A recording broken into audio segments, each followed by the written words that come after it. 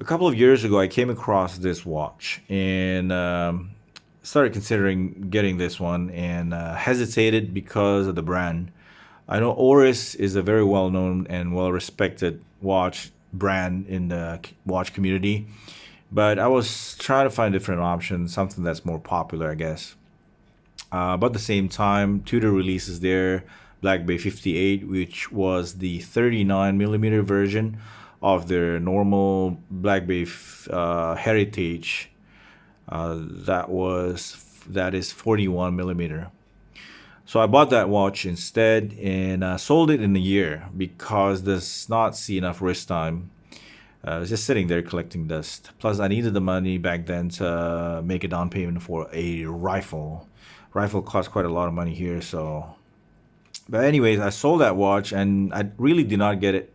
Did not try to get any replacement watch, and that's just the end of it. Until a couple of days ago, started watching YouTube, and how YouTube would bring back old videos that you watched, and it's one of those videos that I watch of this watch, Diver 65, and I watched it, and then the more you watch certain videos, the more YouTube will recommend similar videos. Started watching a lot of Diver 65 videos, enough so that I eventually bought this watch a couple of days ago. So I did buy this watch eventually after a couple of years, and I love it. Love how it look. Look at the double dome sapphire and the gorgeous blue dial with the patina markers. This is the 42 millimeter version. I would have chosen the 40 mil, but they don't have it in blue dial, so I decided to go this with this one instead. Love it. So when I was considering buying this watch a couple of days ago, one of the other option was the Tissot Powermatic PRX, the Tissot PRX Powermatic 80.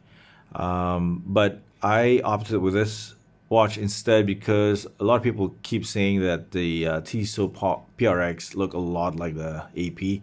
That turned me off quite a bit, and I find I agree with it when I saw the picture. But after buying this watch, I went to the Tissot AD anyways, just to check it out, right?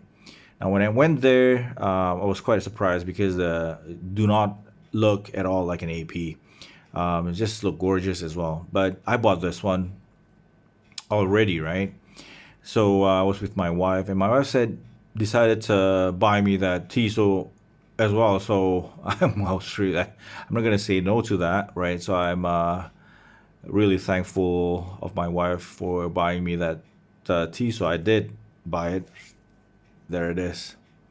So what happened was I have no plan on buying this tea. So to be fair, so what happened was the sales guy told us, me and my wife, that they have a special promotion which ends the next day.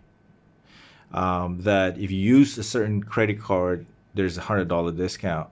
We both of us do not own that credit card, but so we started. We do not want to pass on a good discount, so we started looking and asking around my friends who own that credit card, and one is willing to let us use the credit card. So we did. Um, we got this watch in a very good deal. I'm not gonna say how much, but this is a very very gorgeous watch. If you guys haven't checked it out, you guys should. Okay. Now, there's no regret in me buying this watch, and but it's just very different watch, in my opinion. Now, the funny thing about these two watches is this watch is very photogenic, and this isn't.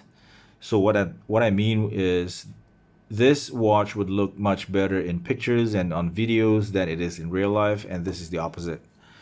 Um, all the pictures online do not do justice to how beautiful this watch really is. When I saw this watch on in the AD, it just looked gorgeous. So that's that, man. Appreciate. Oh, hang on. Let me just compare it to a Rolex. This is not a fair comparison, I know, but for those people that are familiar with how Rolex feels, right? This in comparison to the Oris, let me tell you my impression. When I first get this watch, I felt something is a bit weird. It's like it felt a bit not as solid as I want it to be. I know this is, the price wise way different than the Rolex. This is the billionaire Batman, people call it, but this is not a cheap watch by any means. Okay, now this everything about it is fine. If you take a very close look to it, the dial, the markers, all the details, and ceramic bezel, and the bracelet, everything individually is fine. But something about the whole thing, when you hold it in your hands, something felt very, very, well, not very flimsy. Something felt a bit weird. It's not as solid, or something's just a bit off. I don't know if it's, I don't want to say it's felt cheap, but for the price, I would expect the watch to be much solid. Let's put it that way. But don't get me wrong, there's no regret. I love this watch. I will be wearing this watch quite often. Probably with this, we'll be seeing a lot of wrist time, and yeah, that's how I feel about it.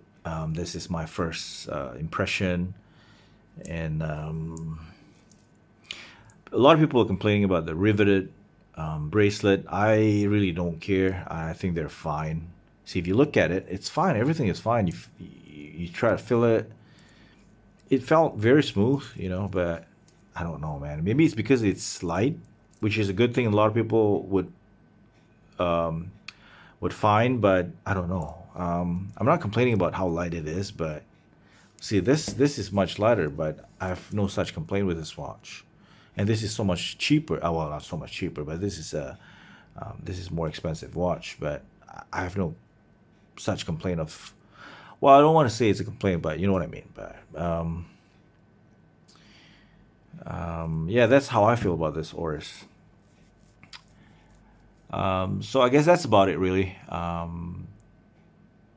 Love this watch. Love how it looks. Get best of both worlds on my end. I get to own the Tudor for a year, and get to buy my rifle, and now I get to own this. Really blessed. Thank you so much, guys, for watching. Appreciate the time. Please hit the like and subscribe button, and I would really appreciate that. And thank you. God bless. Bye bye.